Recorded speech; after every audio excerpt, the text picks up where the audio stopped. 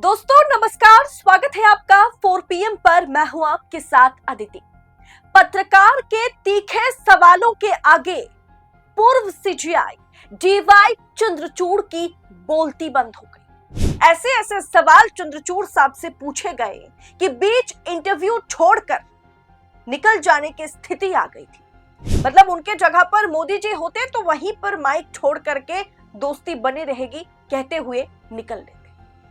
पूर्व जज ने भी, जी हां, सुप्रीम कोर्ट के वरिष्ठ पूर्व जज ने भी x farmer CGI D Y Chandrachud को भी कहीं का नहीं छोड़ा।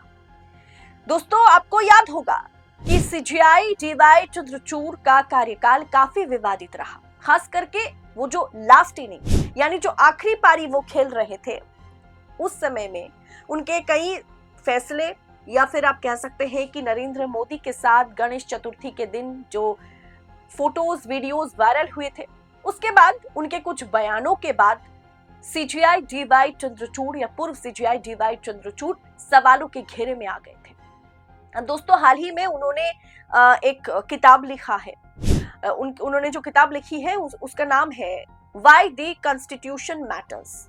व्हाई द कॉन्स्टिट्यूशन मैटर्स ये बुक हाल ही में पब्लिश हुई है और इसके बाद इस बुक के प्रमोशन के लिए वो अलग अलग चैनल पर इंटरव्यू दे रहे थे।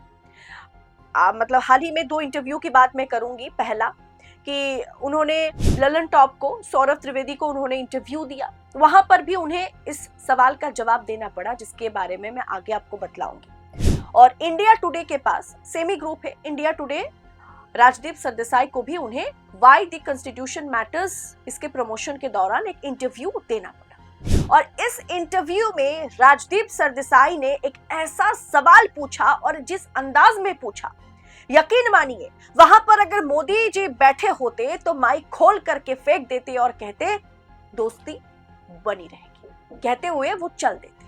मतलब निकल जाने की ही नौबत आ गई थी अगर आप पूरे इंटरव्यू को देखेंगे तो। सवाल राजदीप सरदेसाई ने यह पूछा था कि अर्नब गोस्वामी को बहुत ही जल्द पीठ ने सुनवाई की और उन्हें तुरंत जमानत दे दी गई, लेकिन सिद्दीकी कप्पन को 2 साल से ज्यादा समय तक जमानत नहीं मिली।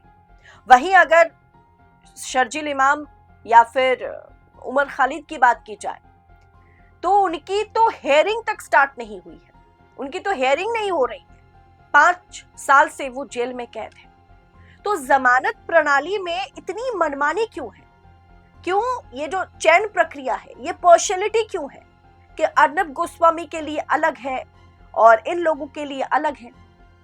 अब जाहिर सी बात है, ये सवाल तो हम लोग भी उठाते हैं कि क्या सिद्दीकी कप्पन मुस्लिम है, क्या उमर खालिद मुस्लिम है, इसलिए उन पर यूएपीए लग जाए तो 5-6 साल बीत जाए, 5-6 ईद निकल जाए, दिवाली निकल जाए, कोई फर्क नहीं पड़ता।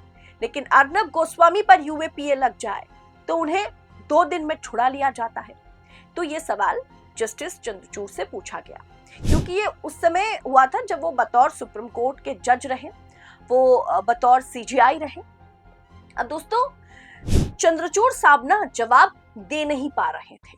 मतलब जिस तरीके का जवाब वो दे रहे थे वो जाहिर सी बात है एक कवर अप करने की कोशिश है।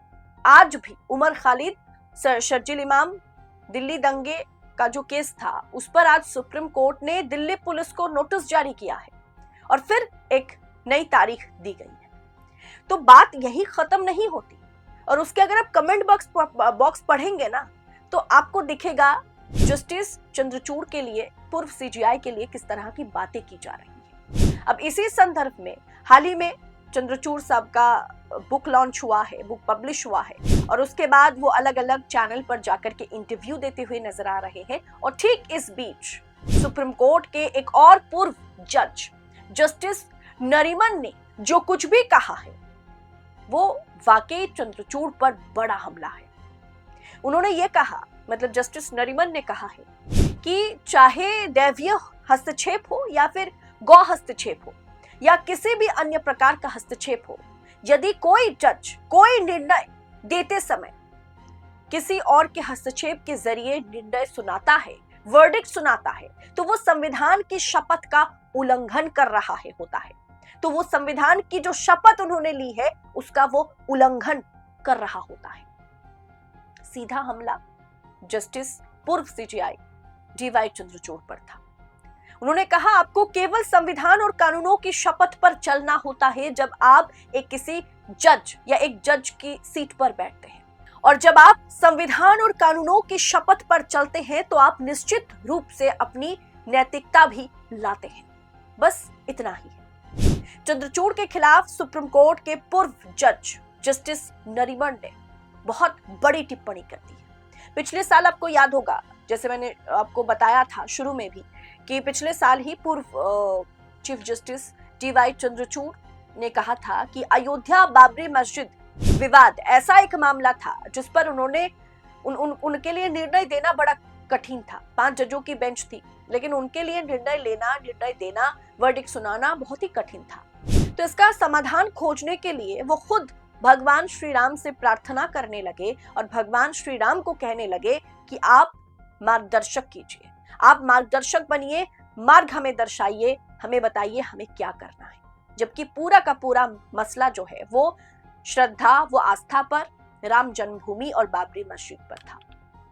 इसीलिए जस्टिस नरीमन ने कहा कि चाहे आप किसी डिवाइन गॉड को भी अगर हस्तक्षेप करने का मौका देते हैं, आप उनसे वर्डिक्ट की उम्मीद लेकर के उनके पास जाते हैं, वो भी संविधान की शपथ का उल्लंघन है जो पूर्व सीजीआई डीवाई चंद्रचूड़ ने किया है। और आज जिस तरीके से देश में हिंदुओं के लिए या भाजपा को सपोर्ट करने वाले, वो विचारधारा रखने वालों के लिए सुप्रीम कोर्ट हो, हाई कोर्ट हो, उसमें एक अलग तरह की कार्रवाई होती है, और मुसलमानों के लिए या सरकार से सवाल पूछने वालों के लिए जिस तरह की कार्रवाई होती है, वही सवाल पत्रकार ने, राजदीप सरदेसाई ने पूछा, जिसका जवाब चंद्रचूड़ साहब दे नहीं पा रहे थे। उनकी बोलती बंद होती नजर आई थी।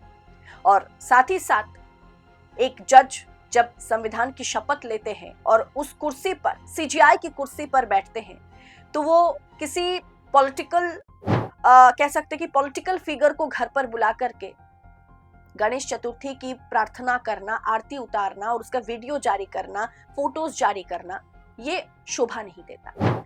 इतना बड़ा एक वर्डिक्ट जो आस्था पर टिका हुआ था, जो पूरा का पूरा मामला आस्था पर था, मंदिर मस्जिद पर था, उसी मामले में राम जन्मभूमि वहां है या नहीं है, इसी मुद्दे पर भगवान श्री राम से अगर प्रार्थना करते हुए मार्गदर्शक बनने के लिए उनसे अगर कह रहे हैं, हो सकता है आपकी निजी आस्था है, लेकिन आप एक बतौर जज अगर ऐसा करते हैं तो जाहिर सी बात है सवाल उठेगा। अब ये सवाल हम नहीं, खुद पूर्व जज सुप्रीम कोर्ट के जस्टिस नरीमन ने उठाया है, और उन्होंने यह भी कहा है कि यह संविधान की शपथ का घोर उल्लंघन है। उन्होंने शपथ को ही झुठला दिया है।